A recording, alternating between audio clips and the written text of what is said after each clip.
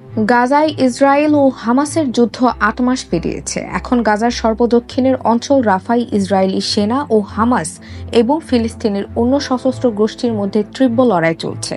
এই অবস্থায় লেবাননের হিজবুল্লাহ ও ইসরায়েলের মধ্যে যুদ্ধ শুরু হলে এবং তা সাইপ্রাস পর্যন্ত গড়ালে পরিস্থিতি অন্যদিকে মোড় নিতে পারে।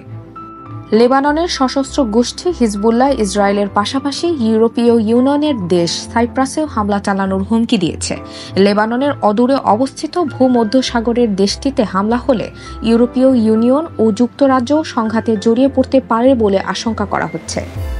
হিজবুল্লাহর প্রধান হাসান নাসরাল্লাহ গত বুধবার টেলিভিশনে দেয়া এক ভাষণে বলেছেন, লেবাননে হামলা চালানো হলে ইসরায়েলের কোনো স্থানই আমাদের রকেট থেকে রেহাই পাবে না। লেবাননে হামলা চালানোর জন্য ইসরায়েলকে নিজেদের আকাশসীমা খুলে দিলে সাইপ্রাসেও হামলা চালানো হবে।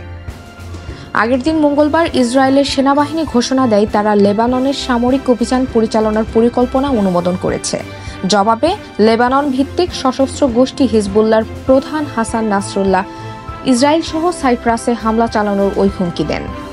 হিজবুল্লাহর হুমকির মুখে সাইপ্রাসের প্রেসিডেন্ট বলেছেন তার দেশ কোনো সংকটেই কোনো পক্ষকে সমর্থন করছে না। তিনি বরং যুদ্ধবিধ্বস্ত গাজায় ত্রাণ পৌঁছানোর ক্ষেত্রে নিজের দেশের ইতিবাচক ভূমিকা তুলে ধরেন। তার মতে আরব দেশগুলো ও আন্তর্জাতিক সমাজ সেই ভূমিকাকে স্বীকৃতি দিচ্ছে। সাইপ্রাস প্রকাশ্যে সরাসরি ইসরায়েলি সেনাবাহিনীকে কোনো সহায়তা দেয়নি। তবে সাইপ্রাসের বিশাল আকাশসীমার মধ্যে ইসরায়েলি বিমান বাহিনী মাঝে মধ্যে মহড়া চালানোর অনুমতি পেয়েছে। সাইপ্রাসে অবস্থিত যুক্তরাজ্যের সামরিক ঘাঁটি থেকে অতীতে সিরিয়ায় ও সম্প্রতি ইয়েমেনে হামলা চালানো হয়েছে। সাবেক ঔপনিবেশিক শক্তি হিসেবে যুক্তরাজ্যের দুটি সামরিক ঘাঁটি সে দেশে সক্রিয় রয়েছে।